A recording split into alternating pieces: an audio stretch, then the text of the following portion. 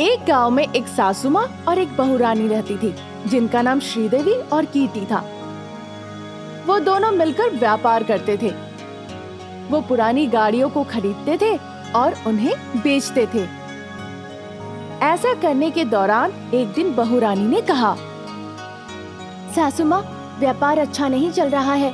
अगर ऐसा ही चलता रहा तो हमें एक दिन व्यापार बंद करके घर पर बैठना पड़ेगा। आप इस बारे में कुछ कहिए ना। मैं भी इसी बारे में सोच रही हूँ, पर मुझे कुछ समझ नहीं आ रहा है। इस बीच बहुरानी बाहर आई और देखी कि 2 पुरानी गाड़ियाँ वहीं पर है। फिर बहुरानी अपनी सासू माँ से कहने लगी, सासू माँ, देखिए तो कितने महीने हो गए गाड़ी आए हुए। ऐसा रहा तो लोहा लक्कर वाला भी अब इसे ना खरीदे। मेरे पास एक अच्छी तरकीब है। जब तुमने उस लोहा लक्कड़ की बात कही, तुम उस मैकेनिक बालाजी को यहाँ बुलाओ, देखते हैं। बहुरानी ने तुरंत फोन किया। कुछ देर के बाद वो वहाँ पर आ भी गया। मुझे यहाँ क्यों बुलाया है? देखो, इन दोनों कारों को क्या हम बदल के नए की तरह कर सकते हैं? उनमें कोई फर्क नहीं होने चाहिए, समझे? जी हम जरूर बदल सकते हैं। एक हफ्ते बाद जब आप देखिएगा तब आप खुद कहिएगा, आपको खुद पे विश्वास नहीं होगा। फिर वो उनको उठाकर वहाँ से चला गया। उसको ले जाके वो उसकी मरम्मत करने लग गया। एक हफ्ते ऐसे ही निकल गए। वो उन गाड़ियों को लेकर सासू माँ और बहुरानी के पास एक हफ्ते बाद आया। उन्हें देखकर दोनों आश्चर्यचकित हो गए। बालाजी, तुमने कमाल का काम किया है। बहुत बढ़िया, बहुत बढ़िया। मुझे तो विश्वास नहीं हो रहा। उन्होंने फिर उसे पैसे दिए, ये कहकर कि ये उनके काम के लिए उपहार है। उसके बाद वो उन पुरानी गाड़ियों को महंगी दर में बेचने की कोशिश करने लगे। फिर एक आदमी वहाँ आकर उनसे कहने लगा, मैडम, मुझे एक सेकेंड हैंड कार चाहिए। क्या आपके पास है? दिखाइए प्लीज। जिस गाड़ी की उन्होंने मरम्मत कराई थी, उन्होंने उस गाड़ी को दिखाया। देखिए, ये कमाल की गाड़ी है, हाल ही में हमारे पास आई है, जरा ध्यान से देखिएगा। अरे ये तो कमाल की है। ठीक से बताइए, मुझे कितना देना पड़ेगा इसके लिए? मैं पहले एक बात बता देती हूँ, एक बार आप इसे लेकर चले गए तो मैं इसे वापस नहीं लूंगी, कह देती हूँ। एक बार हम इसे ले गए तो वापस नहीं लाएंगे। अगर इसकी मरम्मत करानी हो तो हम खुद करा लेंगे, छोटे मोटे। ये सुनकर तुरंत उन्होंने एक दाम उसे बता दी। उसे कीमत अच्छी लगी तो वो राजी हो गया। उसने उसे पैसे दिए, उन्होंने पैसे लिए। उन्होंने कहा कि अब गाड़ी उनकी है। उसने वो गाड़ी ली और वहाँ से चला गया। इस तरह उन्होंने दूसरी गाड़ी भी एक दूसरे ग्राहक को बेच दिया। एक दिन वो बैठे हुए थे एक जगह और बातें कर रहे थे। अरे कितना अच्छा होता अगर हमें ये तरीका पहले पता चलता। कितने पैसे हमने बनाए बस 2 दिनों में। गाड़ियों की मरम्मत का खर्च सिर्फ 10,000 पड़े और हमें फायदे बहुत हुए। दोनों में आसमान जमीन का फर्क है। सासू माँ, हमने सही में बहुत अच्छा काम किया है। अगर अच्छे डील हो जाते हैं तो हम एक अच्छे मुकाम पर पहुँच जाएंगे जल्दी। ये सोचकर वो बहुत खुश हो रहे थे। उस दिन के बाद से वो पुरानी गाड़ियों की मरम्मत करा के नई गाड़ियों में बदल लेते थे और अच्छे मुनाफे से बेचते थे। जब वो इस तरह से कर रहे थे, एक आदमी जिसने पहली गाड़ी खरीदी थी वो वहाँ पर आया। मैडम, क्या आपको याद हूँ? मैं एक बार गाड़ी खरीदी थी। हाँ हाँ, याद है हमें। क्या हुआ, बताइए। जब से हमने वो कार खरीदी है तब से हमें हर बार उसकी मरम्मत करानी पड़ती है। हमने क्यों खरीदा? सिर्फ मरम्मत कराने के लिए। जितनी गाड़ी की कीमत नहीं, उससे ज्यादा तो मरम्मत की कीमत है। अब मुझे ये नहीं चाहिए, पैसे वापस दे दो। मुझे याद है अच्छे से, मैंने आपको ये बात पहले ही कही थी कि हम एक बार बेचने के बाद इसे वापस नहीं लेंगे, याद है ना?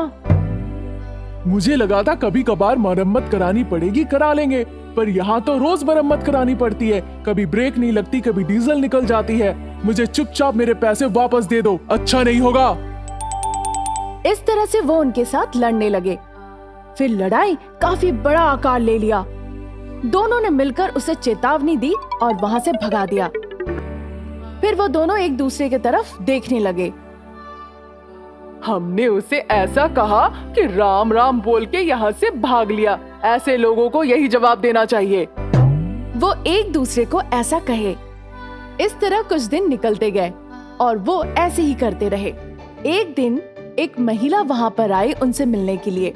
मैडम, हम एक गाड़ी खरीदना चाहते हैं। अगर कोई अच्छी गाड़ी है तो दिखाइए। उनके बातों पर वो मंजूर हो गए और उन्हें एक गाड़ी दिखाई। उसने उस गाड़ी को चलाकर देखा भी।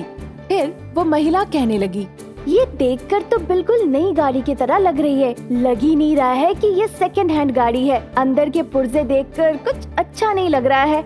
लग रहा है आपने कुछ किया है। क्या आप मुझे सच कहेंगी? सासू माँ को ये बात सुनकर बहुत गुस्सा आया। फिर वो कहने लगी, मैं तब से देख रही हूँ कि आपके मन में जो मर्जी आ रहा है वही कह जा रही है। हम यहाँ पर बहुत सालों से व्यापार कर रहे हैं, ऐसा कोई भी अंतर नहीं आया। हम हमेशा अच्छी गाड़ियाँ बेचते हैं। अच्छा, तो ऐसी बात है। मैकेनिक, इधर आना। फिर वो मैकेनिक वहाँ पर आया। सासू माँ और बहू रानी बालाजी को देखकर डर गए।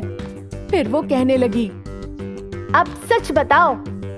इस तरह से गुस्से से वो महिला कहने लगी, ये कस्टमर कोई और नहीं, ये सब इंस्पेक्टर मुक्ति है। आपने एक गाड़ी मुझसे बनवाई थी। इन्हें पता चल गया कि आप बेकार की गाड़ियों को बनवा के पैसे कमाते हैं। जिस इंसान ने पहली गाड़ी खरीदी थी वो जाके पुलिस कंप्लेन कर दिया। जब बहू रानी और सासू माँ ने ये बात सुनी तो वो औरत के पास जाकर कहने लगी, मैडम जी, इस बारे में किसी को पता नहीं चलना चाहिए, नहीं तो हमारी इज्जत मिट्टी में मिल जाएगी। आपको जितना चाहिए हम आपको दे देंगे, बस आप किसी को मत बताइएगा, प्लीज प्लीज। क्या आप लोग मुझे रिश्वत देना चाहते हैं? अभी के अभी लॉकअप में डाल दूंगी। मैडम, हमारी अकल घास चढ़ने गई थी। हम पता नहीं क्या बातें कर रहे थे। हम उनके पैसे वापस कर देंगे जिनसे भी हमने पैसे लिए हैं। भरोसा कीजिए। वो उनकी बातों पर राजी हो गए। फिर उन्होंने सभी को पैसे वापस कर दिया जिन्हें ठगा था। रोते रोते उन्होंने ये व्यापार छोड़ दिया और घर पर बैठ गए। फिर उनके पास एक भी पैसे नहीं बचे। सिर्फ उनके बेवकूफी भरे काम की वजह से उन्होंने सब गवा दिया। इसीलिए कहते हैं लालच बुरी बला है। आप भी इस लालच के झंझट में कभी ना फंसिएगा। फिर सब मिलकर सरला और उसके दोनों बच्चों को मार डाला। इस तरह कुछ दिन निकल गए। मीनाक्षी ने राघव की शादी किसी दूसरी लड़की से करा दी। उसका नाम था अरुणा। कुछ दिन ऐसे ही निकल गए और उधर सरला और दो बच्चे शैतान बन गए। माँ, हम इस तरह क्यों बन गए हैं? चलो हम घर वापस चलते हैं। पापा हमारे लिए इंतजार कर रहे होंगे। अब हम उस घर में वापस नहीं जा सकते हैं। उन्होंने मिलकर हम तीनों को मार डाला है। उसने ये बात कही। दोनों बच्चे ये सुनकर काफी डर गए। फिर छोटी बच्ची ने कहा, माँ, हमने क्या गलती की थी? उसने बहुत ही सरलता से कही। ये सुनकर सरला रोने लगी। ये हमारी गलती है कि हम एक लड़की होकर पैदा लिए इस दुनिया में। इस वजह से उन्होंने हमें मार डाला इस तरह। उन्होंने ऐसा क्यों किया माँ? उन्हें क्या मिलेगा इस तरह? उन्हें बालक संतान चाहिए था जो मैंने नहीं दिया। इसी वजह से उन्होंने हमें मार डाला। तुम्हारे पिता ने दूसरी लड़की से शादी कर ली ताकि उन्हें बालक संतान प्राप्त हो, जिसलिए उन्होंने हमें मार डाला इस तरह से। अगर फिर से लड़की पैदा हुई तो क्या होगा माँ? क्या उसे भी वो मार देंगे हमारी तरह? सरला इस बारे में सोचने लगी। फिर कही, हाँ, तुमने जो कहा वो सही है, पर हमें इस तरह अन्याय एक दूसरी लड़की के साथ नहीं होने देना चाहिए जैसा हमारे साथ हुआ। फिर वो तीनों मिलके राघव के घर चले गए। वो वहाँ सब कुछ देख रहे थे। कुछ दिन ऐसे ही निकल गए। इस बीच अरुणा गर्भवती हो गई। अरुणा ने ये बात राघव को बताया। सरला ने ये बात सुन ली। अरुणा, तुमने बहुत ही खुशखबरी सुनाई है। अगर ये खबर तुम मेरी माँ और पिताजी को सुनाओगी तो वो भी खुश हो जाएंगे। ये कहकर राघव अपने माँ और पिताजी के पास गया। सरला और बच्चे उसके पीछे पीछे गए। राघव ने मीनाक्षी और रमेश को ये खबर बताई कि अरुणा गर्भवती है। फिर मीनाक्षी ने कहा, ठीक है, इसे अस्पताल लेकर जाओ और जाकर जांच कराओ और पता करो ये लड़का है या लड़की। कुछ दिनों के बाद मैं जाकर उसका जांच कराकर ले आऊंगा। ये कहकर वो वहाँ से चला गया। फिर बड़ी बच्ची कहने लगी, माँ क्या होगा अगर ये लड़की हुई तो? बताओ माँ। कुछ ही दिनों के बाद हमें पता चल जाएगा सब। ऐसे ही कुछ दिन निकल गए।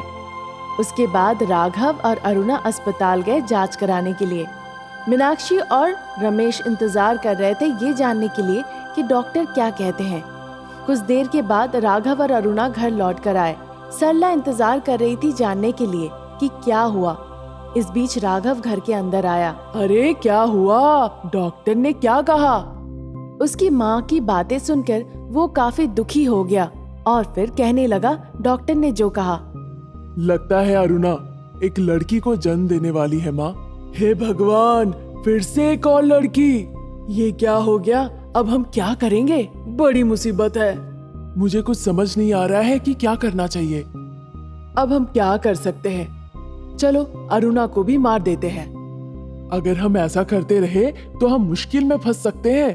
क्या होगा और क्या हो गया जब हमने सरला को मारा? कुछ नहीं होगा। चलो हम ये काम करके खत्म कर देते हैं। राघव भी ये सुनकर सोचा कि ठीक है। सरला जो शैतान थी ये सब कुछ सुन रही थी। हमने जो सोचा था वही हो रहा है। अब ये हमारी जिम्मेदारी है अरुणा की जान को बचाना। हम तीनों को अरुणा की जान बचानी होगी। फिर वो एक दूसरे की आंखों में देखने लगे। एक दिन घर पे कोई नहीं था। अरुणा कमरे में अकेली बैठी हुई थी। फिर अचानक से तीनों शैतान अरुणा के सामने प्रकट हो गए। अरुणा तीनों को देखकर काफी डर गई। कौन हो? मेरे साथ कुछ मत करना। ये कहकर वो विनती करने लगी शैतानों से। फिर शैतान कहने लगे, हम तुम्हारे साथ कुछ नहीं करेंगे। मेरा नाम सरला है और ये मेरे बच्चे हैं। तुम डरो नहीं। सरला मतलब राघव की पहली पत्नी और बच्चे जिनकी मृत्यु हो गई थी एक्सीडेंट में। हाँ, पर हमारी मृत्यु एक्सीडेंट से नहीं हुई थी। उन्होंने हमें मार डाला था। अरुणा ये सुनकर चौंक गई। क्या कह रही हो तुम? क्यों उन लोगों ने तुम्हें मारा? फिर सरला ने पूरी बात खुलकर बताई जो जो हुआ था। ये सुनकर अरुणा काफी डर गई। इससे बुरा और क्या हो सकता है? इतने बुरे हैं ये। छोटे बच्चों को वो कैसे मार सकते हैं? और एक सच्चाई ये है, तुम एक बेटी को पैदा करने वाली हो। ये बात उन्हें पता चल गया है और अब वो तुम्हें भी मारना चाहते हैं हमारी तरह। हम यहाँ पर आए हैं तुम्हें बचाने के लिए और उन्हें सही शिक्षा देने के लिए। डरो नहीं। तुम्हारा बहुत बहुत धन्यवाद बहन। अकेले में बात करते हुए देख मीनाक्षी वहाँ पर आई। अरुणा, तुम किससे अकेले में बात कर रही हो? कोई तो नहीं है यहाँ पे सासू माँ। मुझे ये सोचकर बहुत खुशी मिल रही है कि मैं इतने अच्छे परिवार में आई हूँ। हम सरला का भी बहुत ख्याल रखते थे, पर अब क्या करें, भगवान ने उसे हमसे छीन लिया। बच्चे भी बड़े प्यारे थे। ये कहकर वहाँ से वो चली गई। फिर उस रात राघव अपने माँ और पापा के पास आकर कहने लगा, माँ अब देर किस बात की? जब अरुणा को मारना ही है तो मार के खत्म करते हैं। इसीलिए मैं ये खरीद कर लेकर आई हूँ। जब मैं बाहर से आ रही थी मैंने मिठाइयाँ बनाई हैं। अगर तुम उसमें जहर मिला देते हो तो वो जैसे ही वो खाएगी तुरंत अपनी जान गंवा बैठेगी। ठीक है चलो, फिर देरी किस बात की? जैसा उसने कहा था खीर में उसने जहर मिला दिया और अरुणा के लिए वो ले गई। मैं तुम्हारे लिए खीर बनाई हूँ, लो खा लो। वो देकर वहाँ से चली गई। वो इस बीच सरला वहाँ पर आई। अरुणा, इसमें जहर मिला हुआ है, 1 मिनट रुको। सरला ने अपनी शक्तियों से जहर निकाल दिया खीर से और किचन में रखे खीर में मिला दिया। मीनाक्षी 3 कटोरी भर के खीर ले गई अपने लिए ताकि वो जश्न मना सके अरुणा की मौत की। अगले 5 मिनट तक इन मिठाइयों को खाओ ताकि हमें कुछ अच्छी खबर मिल जाए। आज बहुत खुशी का दिन है। वो तीनों खीर खाने लगे। कुछ देर के बाद मीनाक्षी सोचने लगी और कहने लगी, अरे हमें कुछ आवाज क्यों नहीं मिल रही है? ये कहते ही मीनाक्षी गिर गई। साथ ही राघव और रमेश भी नीचे गिर गए। ये क्या हो रहा है? मुझे ऐसा क्यों लग रहा है कि मैं मर रही हूँ? जोर जोर से मीनाक्षी ये कहने लगी। फिर रमेश ने कहा, माँ तुमने क्या मिलाया है इस खीर में? ऐसा लग रहा है कि कोई मेरे पेट में बहुत जोरों का मुक्का मार रहा है। अरुणा, अरुणा यहाँ पर आओ और हमें बचाओ। अरुणा। उनकी आवाज सुनकर अरुणा दौड़ के आई। अरे ये क्या हो गया है? तुमने मुझे खीर में जहर मिला के खाने दिया, पर तुम लोग क्यों गिरे पड़े हो? ये सुनकर वो तीनों काफी अचंभित हो गए। फिर मीनाक्षी ने कहा, नहीं नहीं, हमने कुछ नहीं किया, हमें बचा लो बेटा, हम मरने वाले हैं, बचाओ अरुणा। आप सभी के लिए मौत ही सही है। पता है आपको कौन मारने वाला है? बहन यहाँ पर आओ और देखो। फिर सरला और बच्चे वहाँ पर उपस्थित हो गए। फिर तीनों शैतानों को देखकर सभी लोग काफी डर गए। सरला, हमने बहुत बड़ी गलती की थी, हमें माफ कर दो। तुम जैसे इंसानों को जीने का कोई हक नहीं। तुम्हारे हाथ कैसे आगे बढ़े मुझे मारने के लिए, जब मैं गर्भवती थी? उसके बावजूद अभी तुम सहायता मांग रहे हो। हम यहाँ पर आए हैं तुम्हारी मृत्यु देखने के लिए कि कैसे तुम लोग तड़प तड़प के मरते हो। हा हा हा हा। ये सुनकर राघव कहने लगा, हमारी गलती का एहसास हो गया है हमें। हमारे लिए मृत्यु ही सही है, जिसने इतनी बड़ी गलती की हो। ऐसा कहकर उसने पश्चाताप किया। फिर सरला ने उस जहर को हटा दिया उनके शहर से। फिर वो तीनों साधारण हो गए। कई लड़कियां अपनी जान गंवा देती है आप जैसे लोगों की वजह से। आशा करती हूँ ऐसा फिर से नहीं होगा। आज के बाद से अरुणा का ध्यान रखिएगा। कुछ समझ में आया? ये कहकर सरला और उसके तीनों बच्चे वहाँ से अदृश्य हो गए और अरुणा पूरे परिवार के साथ खुशी खुशी रहने लगी।